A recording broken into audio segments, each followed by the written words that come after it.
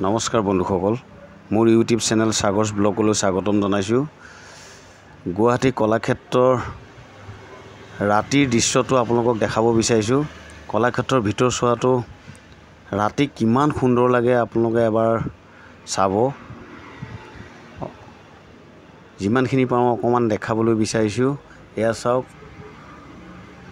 পানীৰ শ্বাৱাৰ কেনেকৈ হৈ আছে। এয়া কণ কণ ল'ৰা ছোৱালী ইয়াত খেলা ধূলা কৰে। ৰাতি পৰিৱেশটো বৰ ধুনীয়া হয়। ইমান সুন্দৰভাৱে ইয়াত ল'ৰা ছোৱালীবোৰ আহে, মাক দেউতাকৰ লগত খেলা ধূলা কৰে। ৰাতি পৰিৱেশটো বৰ সুন্দৰ লাগে। আপোনালোকক যিমানখিনি পাৰিছোঁ ভিতৰ চোৱাটো দেখাবলৈ বিচাৰিছোঁ। এয়া গছ গছনিবোৰ চাওক, লাইটৰে লগাই কেনেকুৱা কৰি থৈছে।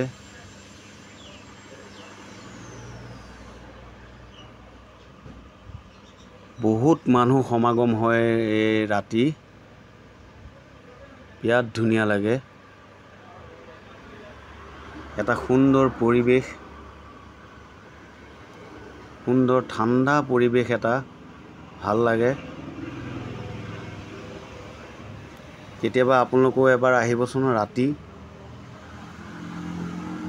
অকণমান চাই যাব, ইমান সুন্দৰ লাগে। এয়া চাওক, পানীৰ ষ্টাইলটো চাওক, ইমান ধুনীয়া লাগিছে।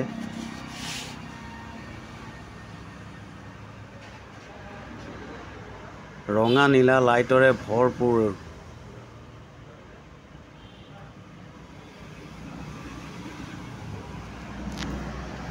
সুন্দৰ পৰিৱেশ।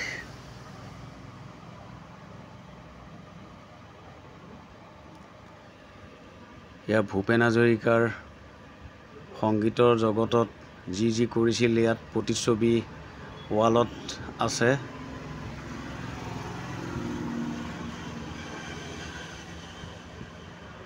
ইয়াৰ ভিতৰত মিউজিয়াম আছে।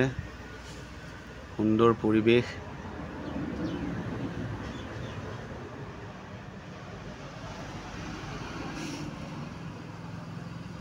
এইটো মিউজিয়াম হয়।